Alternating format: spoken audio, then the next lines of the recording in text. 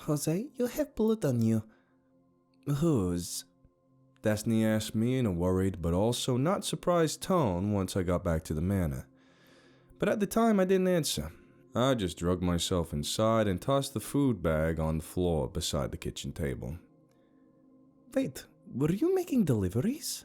I thought you were just taking Abigail to the jet. It's a long story. I sighed as I pulled out a chair and sat down. Abigail told me to start looking, so I figured. Anyway, I have good news and bad news. The good news is I found Athena and she's on board. What's the bad news? She asked as she sat down beside me. Same as the good news, I think. But I don't know what that means, she said, picking at the plastic wrapper of a cheese stick. And whose blood is that? I opened my mouth to answer, but like clockwork, Louis comes strolling around the corner into the kitchen with, Okay, we got the bodies all cleaned up and in the oven. What the hell happened to that one guy? It was like picking up a garbage bag full of wet clothes and Legos. All the while, little pieces of broken bone and... Ugh, what a fucking mess, sheesh. You got away with words, Louis. And thanks. I owe you guys. How's Bunch and Joan doing? I think they'll be okay. Big ass new couch and new carpet showed up right as we got finished mopping. He told me as he picked through the refrigerator. Cheese sticks are in the middle drawer, Destiny said, apparently knowing what he was after. Ah, shit, you moved them. So, you're about to tell me why you need dirty work ink to mop up human remains? Destiny said with a suspicious scowl. I think you might be right about her. She admitted once I got done telling her everything that happened after Abigail got on the plane. And I can't believe Hacker and Renfield are her lawyers too. I've known them their whole lives and they've never mentioned her. Can't imagine why. She's such a charming person. Oh yeah. Just had a sarcasm. Oh shit. I heard from behind me as a giggling prophecy dropped through the ceiling and on through the floor before poofing back into the kitchen next to me. Sarcasm. I love it. She sighed, trying to tame a giggling fit. You guys got a real problem with eavesdropping, you know? All of you, I told the nosy sisters. You know how she introduced me to her sisters? I grumpily asked Louis. All three of them stuck their heads through the shower wall whilst I was in there. Just out of nowhere. Willy free as willies can be. Could be worse. Not like a dad's Dracula or nothing. Louis mocked as he left the kitchen, gnawing on his cheese stick. Not bad enough, he almost shoots me in the head, he's gotta make fun of me too. Anyway, what you got going on there? I asked when I finally noticed that her phone was open and sitting on the table. Oh yeah, I almost forgot, she answered with an excited squeak. It's a new podcast thing for paranormals. Or, well, for us and people who know about us. You have to download the app to access it, so it's not just anyone can listen. Anyway, this shrimpy guy with glasses came around looking for you, but you weren't there. Before he left, he told me about it. Says they mention some of the articles he writes sometimes. And look, they're talking about you in this one, she explained, holding up the phone for me to listen. Huh, go figure, I thought out loud as I looked at the screen. Brooklyn Felonious. They're green people from Brooklyn with a paranormal podcast. They're wood elves. Most of the paranormals around here are like them, so they moved down here to do the show. I think they're pretty funny. They kinda remind me of you. And what was this app? I asked as I played with the screen to look for a logo. It's called... No way. Panopticon? I laughed out loud to myself for a while. Why is that so funny? Destiny asked curiously at my outburst. No, it's probably really not that funny, I said with a gasp. It's just, I was expecting something stupid, some YouTube horror pun, BooTube or something dumb like Uber Eats or CERBER Feasts. But it's called Panopticon. I'm just starting to like Sobek more and more. The guy has a sick sense of humor and I appreciate it. I explained as I took Destiny's phone and used it to send my share link to my own phone. What's Panopticon mean? Huh? Oh, it's like this warped Orwellian surveillance system where the people being watched never know if they're being watched or not. So they have to always assume they're being watched. Except it's older than George Orwell. Like from the 1700s, I think. I told her as I messed with my phone and pulled up an article about it. Ah, yeah, 1700s, I added, handing her the phone. Oh, I get it. Creepy, she said, handing the phone back once she was done reading. Why do you think he called it that? Probably a dig on all the YouTubers making jackasses out of themselves, changing the way they talk and act, and the words they use, and the subjects they cover, because they're always scared of YouTube's all-seeing eye. But they never know if it's turned on them or not. I guess with a shrug. Oh, that's what it is, at least. Yeah, it's pretty funny. Jose? Jose, are you okay? Are you okay, Jose? Destiny quietly sang to the rhythm of Smooth Criminal as she found me checking on Jekyll. She'd caught me in the middle of thinking about what happened at that night at Punch's house. I think I'm starting to rub off on you, because that was awful, I told her with a small chuckle. No, not with Jekyll in the room. We'll save that for later. Oh my god, you're rubbing off on me. She laughed as she walked up beside me. You probably saved his life, you know. That trick with the phone. Oh yeah, I figured I should do something when I saw the fist disappear into his chest. So what are you thinking of? She asked, bumping me with her shoulder. Just still wondering if Athena was the right call.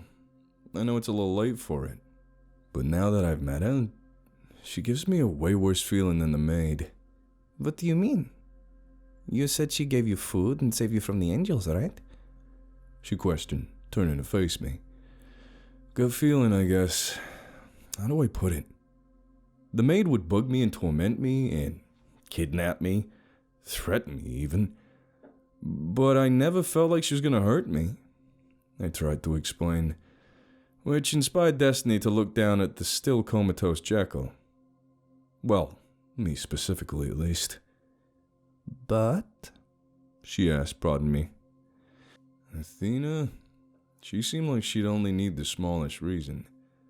I think if she didn't like my answer to why I was looking for her, I might not have left her house. That's like a malice under that polite smile of hers, and it freaks me the fuck out. The maid, she always had that maniacal grin, but I felt like it was kind of an act from the beginning. Or maybe it's because she's your sister, and I'm used to you guys by now. She's not my sister, she said sharply, cutting me off before I could finish. We might be related, but she's not my sister.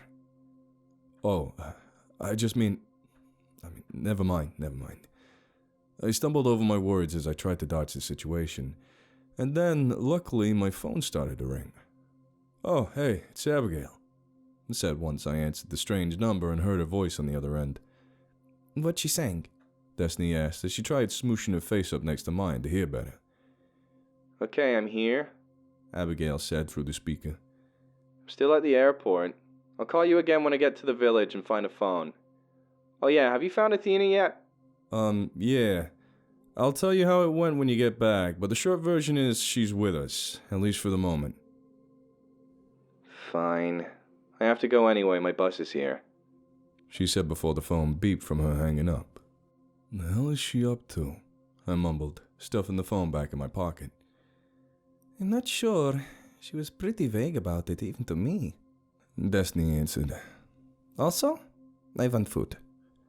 What happened to all the talk about rubbing off? I never rub off on an empty stomach, she giggled. And then I heard a voice from my pants. Hey, I didn't hang up. I just hit a button with my cheek. You're talking about doing it now, aren't you? Abigail said from my pocket. Hurry, don't miss your bus, I shouted into the phone as I wrestled it out and slammed the screen to end the call. We both just stood there awkwardly for a while, slowly turning red together before either of us spoke. I know she's like hundreds of years old or whatever, but still, every time she brings that stuff up, I get the willies, I said as I scratched my head. Stop being such a baby and come see what's in the kitchen with me. Fine, I said as I followed behind her. But I keep feeling like I'm forgetting something important. Yeah, me too. Now that you mention it, she said, pausing before she reached the stairs. Oh my god, I know what it is! I am so sorry we didn't tell you. Destiny desperately apologized to Relic as he sat at the far end of the table, arms crossed as he flickered angrily. Really, there's just been so much going on and... sorry. But he didn't say anything. Instead, he just slowly turned his head from her to me. I swear I thought they already told you, I said defensively, pointing a finger accusingly at Destiny. Getting pretty lonely under this bus, she mumbled under her breath. Not my fault he left right before you showed back up. He really was freaking out the whole time you were gone, Destiny said after we finally apologized enough that Relic told me he was glad I was okay and vanished. Hey, I was just thinking. You said he's like one of the... whatever they are, that made the whole universe. Can't we ask him to help with this whole situation? Not really. He's pretty much a strict pacifist.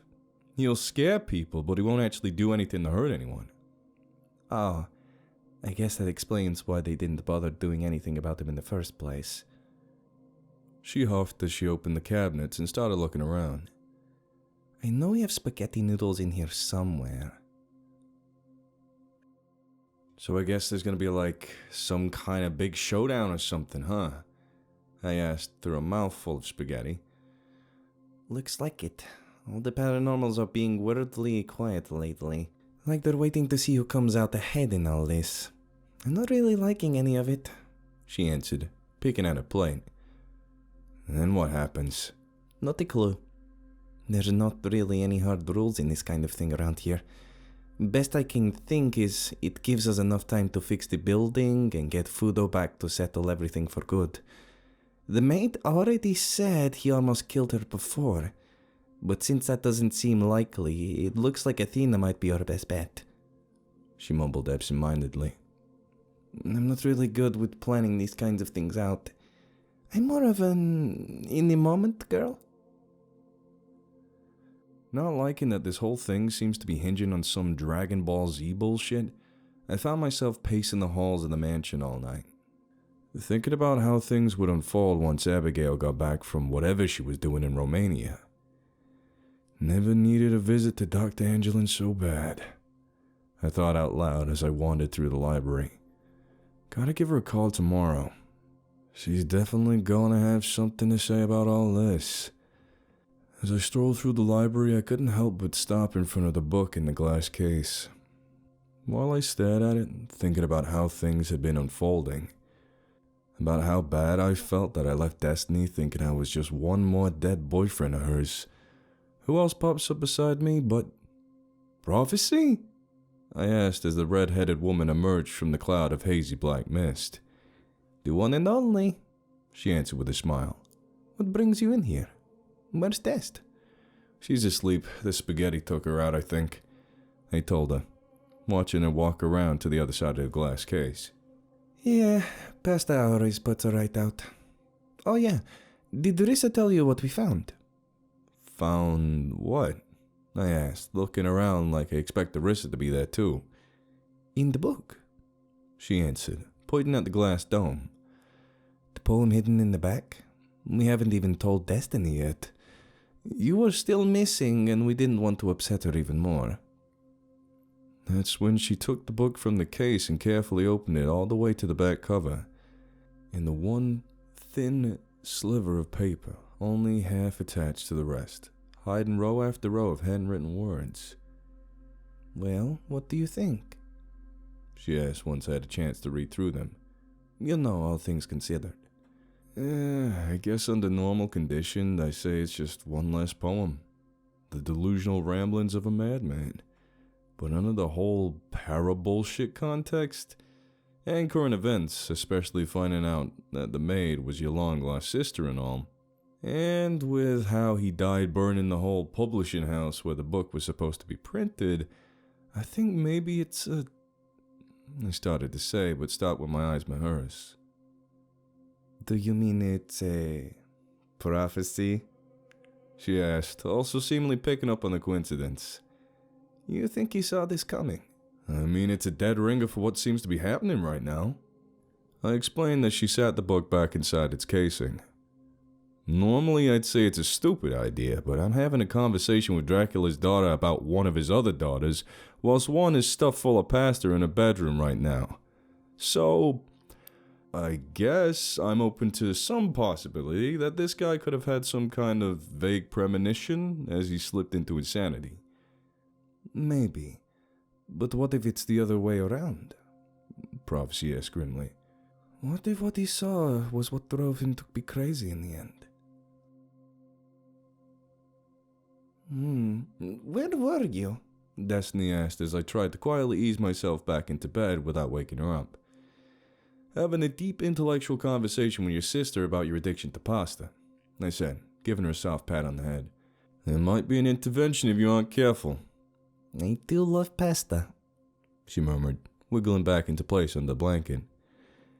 Now what were you really talking about? Just something her and Rissa found when I was gone. It can wait though. Go back to sleep and I'll tell you tomorrow. I assured her as I tried to kick my shorts off to my ankle, accidentally kicking the table toe first in the process. That sounds like it hurt. She mumbled into her pillow as I rocked back and forth, trying not to scream. Where's your dadula? I asked Destiny the next day when I found her in the kitchen. Oh my god, I accidentally said that once. Stop saying that! Rissa yelled from the room off to the side. Oh, well, he shut himself in his room. He's been binging Hoarders for the past couple days. He gets that way when he's depressed. Destiny answered as she switched the stove on. I hate that show. Reminds me of my mom. She'd wake up just long enough to bring in more garbage into the house, and... I started to say, but stopped when the static feeling in my head came back. Jose, what's wrong? Destiny asked, noticing the strained look on my face. Are you okay? You never really talk about your parents. I mean, I know some from that episode of Jerry Springer about your... And then she suddenly stopped too. My head feels weird. What's going on? Wait, you feeling the staticky, buzzy feeling too? Yeah, kinda. Like there's something that should be there but isn't? She answered, seemingly as confused as I was. What's going on? I was thinking about when your family was in Jerry Springer because you're... Back when... And then the thing about your dad was part of it. So they did a paternity test and... Why can't I remember this? She growled to herself in frustration. Just forget about it for now, I told her. Make your food and I'll tell you about what I was talking to Prophecy about last night. Are you talking about the thing? Prophecy suddenly asked as her head popped up in the middle of my cereal bowl. My active lifestyle isn't going to be enough to balance out what this shit's doing to my heart, I complained as I stared down at the ginger woman's head in the bowl. And yeah, we're getting to it. You okay?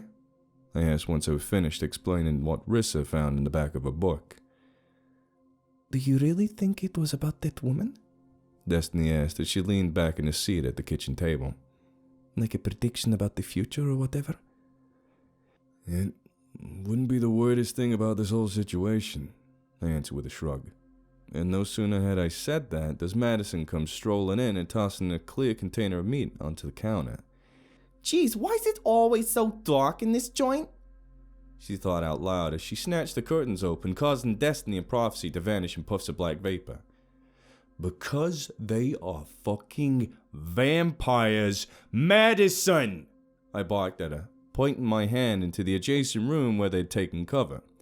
Oh, whoops. Sorry. She apologized as she struggled to draw the curtains back together. I forgot. My bad. So what you talking about in here? You mean before you almost tried to fry my girlfriend? Why you gotta bring up old shit all the time? Just tell me what you was talking about, she insisted, pulling open the door to the fridge and searching through the contents. Hey, where'd all the cheese sticks go? Somewhere in the midst of me trying to explain everything to Madison, we got another call from Abigail. Hey, where the hell are you? I can't hear you over all that shit, I shouted over the chaos on her end. Can you maybe move somewhere? I said I'm in the village now, but the person I came to meet isn't here, she finally said once things quieted down. I'm in the pub, so it's a little noisy. She went on before saying something I couldn't quite make out to someone else in the pub with her. So what are you gonna do now? I started to ask, but before I could finish, she cut me off. Married? Married who? When? She shouted directly into my ear. Why didn't anyone tell me? I'll call you guys later. She snapped before the call ended. Somebody's in deep shit, I said to myself as I put my phone away. The hell's she up to? Speaking of sketchy bullshit, what's your gang of delinquents up to? I asked Madison about the time she finished another case of the cheese sticks she'd eventually located. Oh, I'm not allowed to say. Top secret and stuff. Just in case anyone's listening in or something, she answered with a shrug. I don't even know all the details. I don't like not knowing what that bunch is up to, I thought, looking over at Destiny, who was apparently thinking the same thing.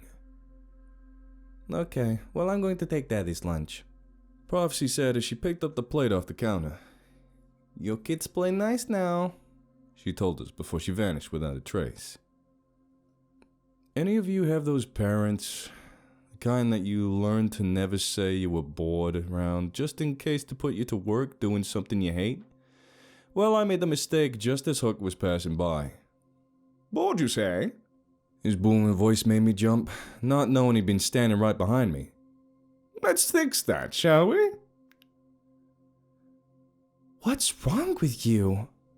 Rissa asked when she saw me sitting at the kitchen table, struggling to get my arms to bend far enough to get the cup in my hand to my mouth. You want me to get you a straw or something? I said I was bored sitting around this place all day just when Huck walked by, so he put me through one of his training routines. I haven't been right ever since, I groaned, still struggling to take a sip from my drink. So a straw, maybe. Yes, please. I'm losing my mind here, Rissa, I complained after she'd retrieved the straw from one of the drawers. It's like sitting on your porch waiting for the tornado to tear through the trailer park, waiting until it reaches your trailer. But also, you made a deal with another tornado, and you're not really sure what that one's gonna do. You forgot the part where Dracula's behind you. I don't think that really fits with the rest of the analogy, I said, my tongue tasting the straw as it ran around the rim of the cup. No, I mean Dracula is behind you, literally. Huh? Oh, Jesus! I wheezed after I wheeled around to see the Count standing a few inches behind me, looking like grim death. His eyes were sunken and tired. His usually perfect posture was now hunched over and crooked. His whole demeanor was just miserable. I am sorry to trouble you, but can you perhaps help me remember the name of the television show about the miserable man who sells shoes? He asked in an exhausted tone, more sigh than speech. You mean married with children? I said softly as I slowly backed away. Al Bundy, the shoe salesman? Yes, this is the one. Thank you. He told me before slowly melting away into mist that snaked its way out of the room and through the mansion. Whoa, he looks... I know, I said before Rissa could finish her sentence. This has got to be rough for him. Lose one daughter, then another shows up out of nowhere threatening to break down the whole paranormal community. I'd be a wreck too. Jose, I think most of us are a total wreck at this point. We're both in therapy. You just got back from being kidnapped, and I'm... Well, do I really need to say it? She asked, pointing at the side of her face. He's just the newest member to join the club, she added with a shrug. Yeah, that's I started to say before one of the door guys walked into the room. One of you guys order a pizza? He asked in his deep Romanian accent. Oh, yeah, that's me, Rissa answered, standing up from a chair. Sorry, I meant to tell you guys before he got here. So I get up and follow her to the front door where the pizza and the other door guy were waiting. But before we reached the door, I grabbed Rissa by her wrist and stopped her. Jose, what's the matter? She asked, stumbling a little, but I didn't answer. Hey, Ivan, can you bring that in for us, please? I asked him, looking around suspiciously before asking the pizza guy. So, what do you do with him? He'll have, the pizza guy answered, a familiar grin sneaking across his face. How'd you know? He asked before his form began to shift and change. Before long, the maid was standing right in front of us, pizza in hand. I'm not telling, I told her bluntly. Ivan, you grab that, please. She's probably going to try and poof me away if I do. Here, take this stupid thing, she growled, shoving the bag with the pizza into his arms before vanishing into thin air. But really though, how'd you know it was her? Rissa asked on the way back to the kitchen. The nose knows, I answered, painfully bending my arm to tap my own nose as I spoke. They locked me away in her room, so I got used to the way she smells. And she can't change that like she can change how she looks. I just got lucky and caught a whiff of her before I got too close. Ah, that makes sense. She trailed off as she went to open the delivery bag, but before she could get to the pizza, something else fell out. Hey, this is yours, isn't it? She asked, holding up the knife Hook gave me with a note stuck to it. Yeah, before they left the mansion that night, they crammed me off into a different room and I left this in the maid's room, I said as I took it from her. There's a note here too. It just says, thanks, Rissa told me as she fished through the bag. Thanks for what? I'm not sure. Think she's messing with us? I asked, knowing exactly what the thanks was really for, but not wanting to say it at the time. What kind of pizza did you get? I added, trying to change the subject. Please no pineapple. You know better than that. I'm not a monster, she joked as she sat the pizza down. It's half pepperoni, half spinach, and black olives like we always get. Spinach and black olives, you say? I asked as I slowly but eagerly tiptoed my way towards the pizza. So, how's this big showdown supposed to happen? Rissa asked suddenly, causing me to nearly inhale the bite I'd been chewing on. Like, I get the idea, but what's the plan? We don't even know what Dirty Work Inc. is up to. Never mind when they'll be ready. And like, where? When? I don't know. I figured I'd leave that up to the people, doing it. So you have no idea what you're doing? She asked suspiciously, her hand halfway into the pizza box. Rarely do I ever, I told her as I began to stare off into the distance, lost in unrelated thought. You're worried about all your movie props and those sketchy figures in your room, aren't you? She questioned when she saw my mind start to wander. Everyone stop going through my shit! I yelled, a little piece of olive shooting out of my mouth. Who's going through your shit? You talking about those anime figures you can take the clothes off of? Destiny asked as she poofed into the middle of the kitchen. Do you have K-Stuff figures? Prophecy added, poofing up next to Destiny. Which characters? I have so many. Okay then, I think this conversation has gone just far enough, I sighed, plopping a few pieces of spinach pizza onto my plate and slinking out of the room to the living room where Hook was just sitting engrossed in some old book. What's this talk of K-Stuff figurines now? He asked before I could even sit down. Alrighty then, clearly this isn't the right room, I thought out loud, hanging her right and heading towards the lounge. Count you in here? I asked as I opened the door and stepped inside. Finally, I sighed softly as I pulled the table over to the couch and sat down. Spinach and black olives? Gross, A familiar raspy voice spoke from just over my shoulder as I tried to take a bite. "Ah, help! Someone save me!" I mocked as the maid walked around to face me. "You really shouldn't be here, you know. All the people looking to kick the shit out of you and all," I warned her. "This was more fun when you were scared of me," she complained as she kicked at my foot. "Go on. Fear me. I let you crash at my apartment. I'd say we're well past that. Now I'm just cautious of you, like an exposed electrical cord or an irritable cat." "Yeah, what gives?" she asked as she flopped down on the couch across from me. "I don't have to explain myself to you. You can either stay there or not. See if I care," I answered, trying one more time to take a bite out of my pizza. "Probably should have done something about those dirty anime figures first. You really like big bread." "Shut the hell up about what I do with my money. And stop going through my shit," I hissed. "Jose, who are you talking to?" Rissa asked as she opened the door to the lounge and saw the maid sitting across from me.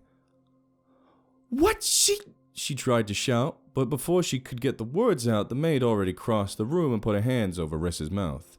"Shh, she whispered into her ear, only a nose length away from her face. "Everybody calm down," she added with a wide grin. "I don't want to get nervous and accidentally hurt anyone, do I?" "Rissa, I'll explain. Just say you'll be quiet so she doesn't do anything permanent."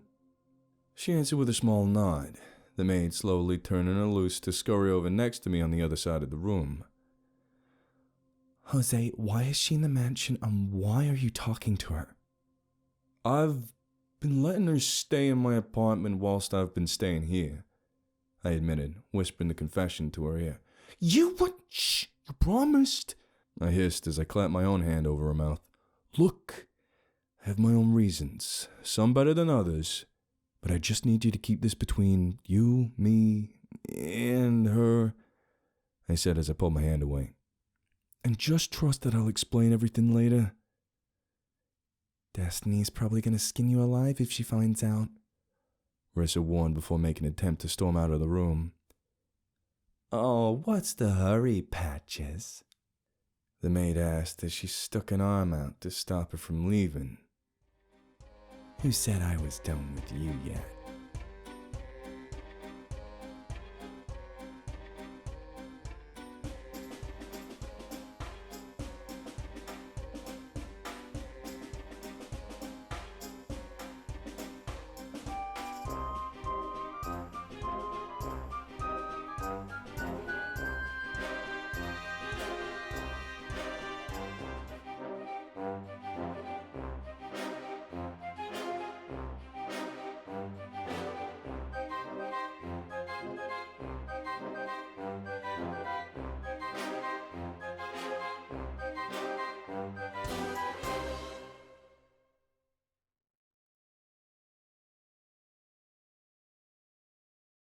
Help support the author on Patreon. Link in the description below.